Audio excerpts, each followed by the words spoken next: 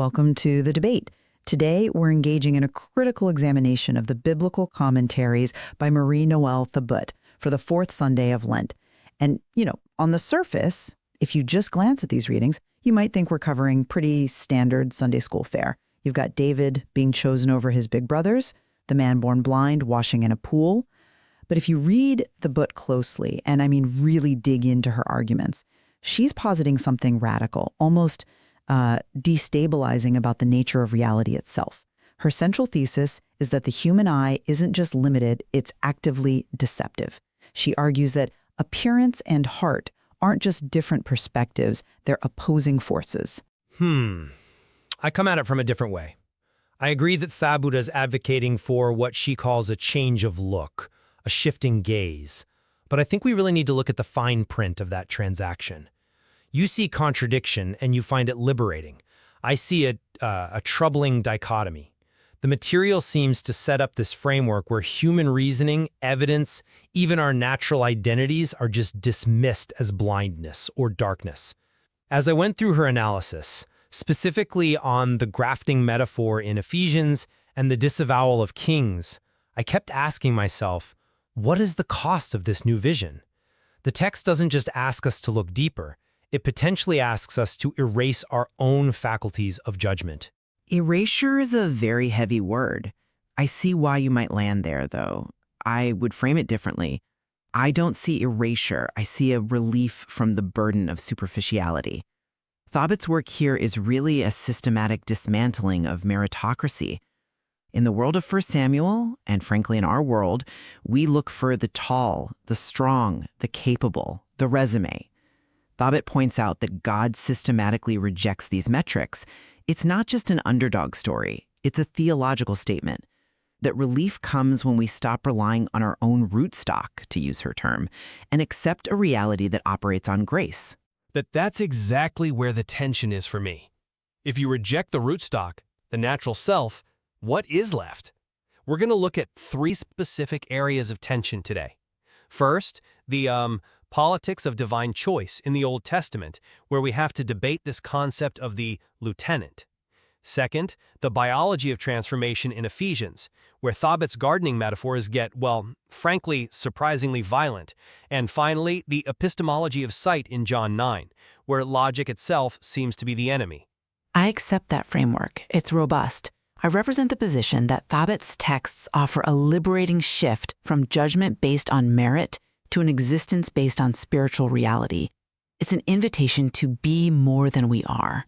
And I represent the position that these texts, in this reading at least, impose a system of systemic ambiguity where the rules of the game are constantly changing, and human reason is a liability, not an asset. So let's begin with the case for divine inversion. Thabut really anchors her analysis in 1 Samuel 16. The context is high stakes. God has rejected Saul the king and sent Samuel to find a replacement among Jesse's sons. Samuel sees Eliab, the eldest. Thabut notes the description, Ot Tai. He's tall, imposing, he looks like leadership material, and Samuel thinks this is the one. Which is a completely logical deduction. I mean, in the ancient Near East, the king was a warrior. You want the biggest guy in the room. Completely logical and completely wrong. And God's response is the thesis statement for this entire discussion. God does not look at appearance, but at the heart. Thabut expands this beautifully. She doesn't just leave it at David. She lists a genealogy of weakness in divine selection. Moses had heavy speech. Thabut notes he was likely a stutterer. Jeremiah claimed he was only a child. Timothy had frequent weaknesses. Her argument is that God intentionally bypasses the capable to prove that the power comes from the Spirit, not from the vessel. This is the oil of anointing. It fills the deficit. I do understand the appeal of that narrative. It's the ultimate cure for imposter syndrome. It says, don't worry if you aren't qualified. God is qualified. But I want to introduce the concept of systemic ambiguity here. You talk about relief from merit, but Thabut introduces a term that, it chills me slightly. The lieutenant. She breaks down the etymology explicitly. A king is a lieutenant, literally a placeholder. A placeholder for God. It's a role of stewardship.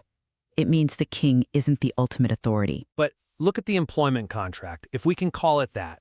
Thabit writes, "The king is the elect of God for the service of the people," but she follows it immediately with a caveat. This can mean, if necessary, a possibility of disavowal. And she cites Saul as a prime example. Saul was chosen, Saul had the Spirit, and then Saul was fired. If election is about availability and not capability, as you claim, why was Saul disavowed? It implies that while you might get the job through grace, you keep it through performance. That isn't relief. That's high-stakes pressure. It sounds like a corporate probationary period from hell. I think you're conflating performance with alignment. But let's dig into the first core topic, the politics of divine choice. Let's do it, because I think the politics here are messier than the Heart First Appearance slogan suggests. Well, Tabet emphasizes that the mystery of God's choice is meant to subvert the spirit of the world. The spirit of the world says power equals authority. Eliab represents that. When God chooses David, who isn't even in the room, he's out with the sheep, it's a statement that utility to God looks different than utility to man. Tabet notes that David's training wasn't in war, but in guarding the flock. That specific skill set, which seemed irrelevant to a warrior culture, was exactly what the lieutenant needed. So this is a total overturning of political expectation. I agree that's the intended message, but I want to push back using the text's own details, which Thabit highlights but doesn't fully resolve. You say appearance is irrelevant. You say God ignores the surface. But when David finally walks in, the text doesn't say he was plain or he was ugly. Thabit notes he was red-haired or ruddy, he possessed beautiful eyes, and was handsome.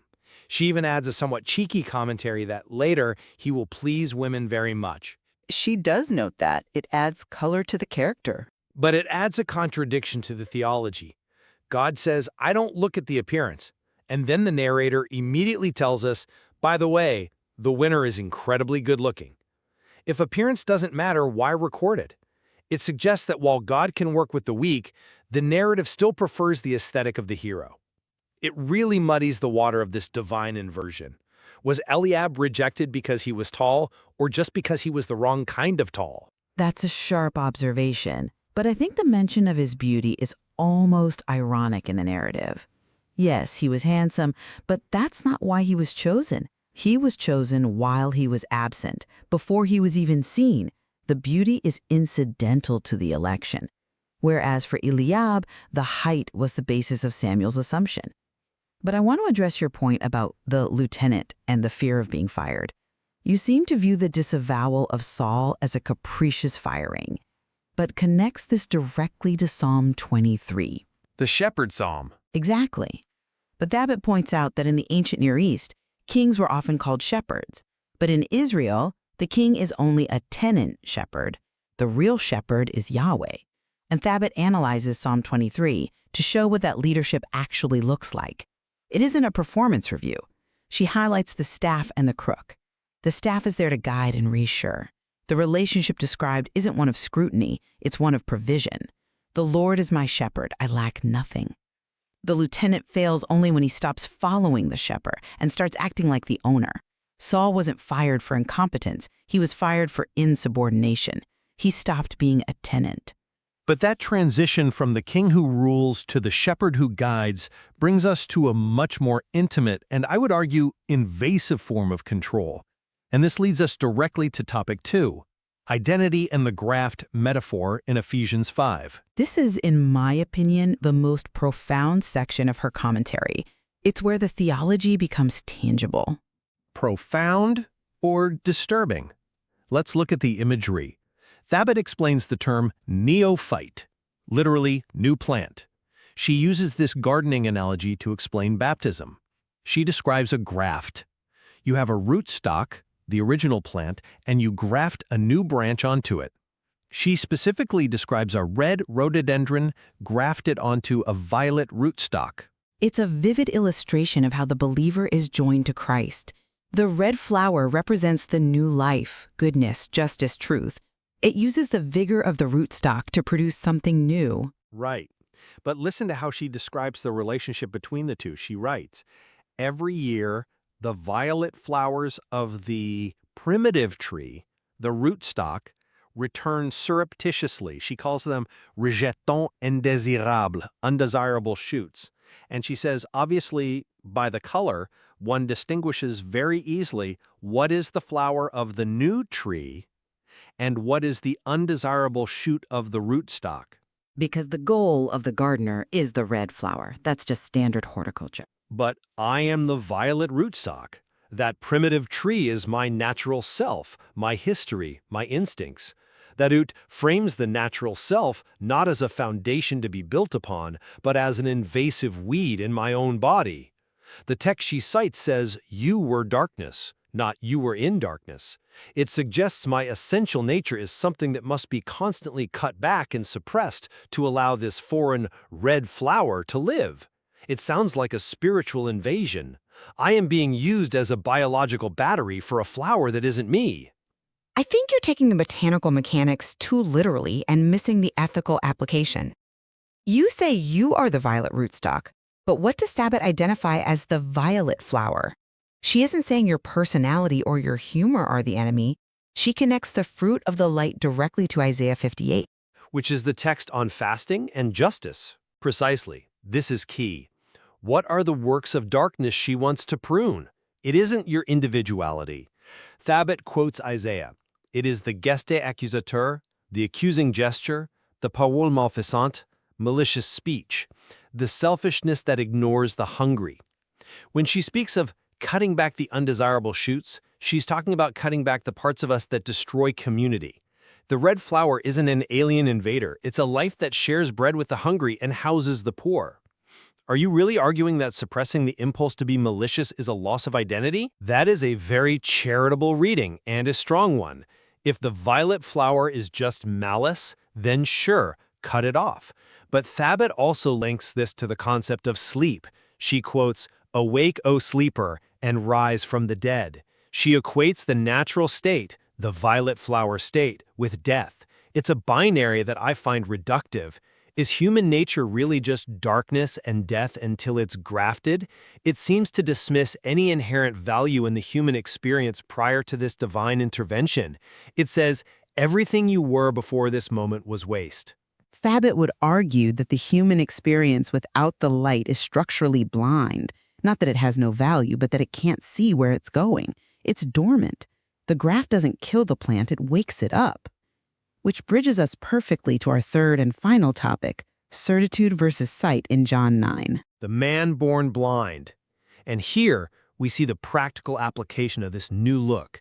And frankly, the logic puts me on the side of the villains. You're siding with the Pharisees? That's a bold position to take in a biblical debate. I'm siding with due process. Let's look at the facts Tabitha lays out. Jesus heals a blind man, but he does it by making mud. Kneading dough or mud is explicitly forbidden as work on the Sabbath. Tabitha admits this. She writes, for them, the whole problem was to know if he was really the envoy of the Father. They have a syllogism. God gave the law. The law forbids Sabbath work. This man broke the Sabbath. Therefore, this man is not from God. That is sound, rational theology. It is rational, yes. But Thabit calls it blindness. Why? Because, as she writes, certainties are the enemy of truth. The Pharisees are so locked into their syllogism that they can't process the reality standing in front of them. A man who was blind can now see. They prefer their map to the territory. But that creates an impossible bind for the believer. Thabit makes a significant point about the pool of Siloam. She notes that the evangelist translates the name. Siloam means envoy or sent. She emphasizes that Jesus is the sent one. It underscores his authority. He's the agent of God. But if he's the sent one, surely he's sent by the sender. And the sender established the Sabbath. If a general sends a lieutenant to go back to our earlier term, and the lieutenant breaks the general's standing orders, the troops are right to be suspicious. The Pharisees are doing their job. The Bath seems to suggest that faith means accepting the paradox and throwing out the rulebook. She criticizes the Pharisees for having ideas well arrested, fixed ideas. But isn't the law supposed to be a fixed idea? The law is a guide, not a cage. Fondabah is highlighting the difference between knowing about God and experiencing God. Look at the contrast she draws between the experts and the beggar. The experts are debating the mechanism, how can a sinner do signs? The beggar is standing on experience. I only know one thing. I was blind and now I see. The truth is found in the encounter, not the definition. The blindness of the Pharisees is their refusal to be surprised by God. They valued their system more than the miracle.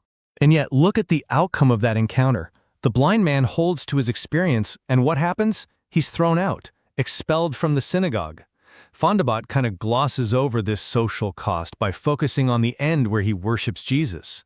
But the reality is, this change of look cost him his community. He traded his social standing for this new vision.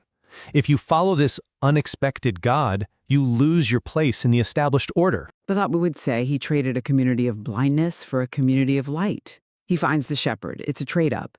He was a beggar on the margins. Now he's a worshiper in the presence of God. Perhaps, but it confirms my fear about the graft. The new life requires the total severance of the old connections. Whether it's the violent rootstock being cut back or the beggar being cast out of his synagogue, the transition is violent. It disrupts everything. Violent is one word. Transformative is another. A birth is also violent, but it produces life. The disruption is necessary because the status quo, the appearance, was a lie. We're running up against our time, but I think we've exposed the core friction here. It's not just about a nice Sunday homily. It's about how we perceive reality. I agree. Let's try to summarize where these commentaries leave us. For me, Marie Noelle Thabut's work on these texts is an invitation to humility. Whether we're looking at Samuel, the new plant in Ephesians, or the blind man, the message is consistent. Human metrics, height, beauty, logic, legalism are insufficient to capture the reality of God. The appearance deceives us. The heart is where the truth lies. The graft isn't about destroying the self. It's about connecting our limited violet flower capacity to a source that allows us to bear real fruit, justice and charity. It's a relief to know that I don't have to be the source of my own light. And for me, while I see the beauty in that surrender, I can't shake the implications of the lieutenant and the rootstock. Thabit's reading suggests a universe of systemic ambiguity, where the rules apply until they don't, where logic is a trap, and where our natural instincts are weeds to be managed. It asks the believer to live in a state of constant vulnerability, always ready to be pruned, always ready to be disavowed if the heart wanders. It's a theology of high demands masquerading as grace. Perhaps the synthesis lies in the definition of light itself. How so? We asked earlier if light reveals or transforms. Thabit quotes Ephesians, "Light is that which becomes manifest." But she adds that the fruit of light is bonté, justice, vérité. Maybe the light doesn't just show us who we are. Maybe the light is the energy that allows us to become who we aren't yet. Or maybe it just burns away everything that doesn't fit the spectrum. That is the risk of faith, and that is where we must leave it for today. We hope this discussion has illuminated the text for you, whether you see them as a source of liberation or a source of tension. Indeed. The material is there for you to read. Don't take our word for it. Trust your own eyes. Or perhaps not, if your eyes are deceiving you. Thank you for listening to The Debate. We'll see you next time.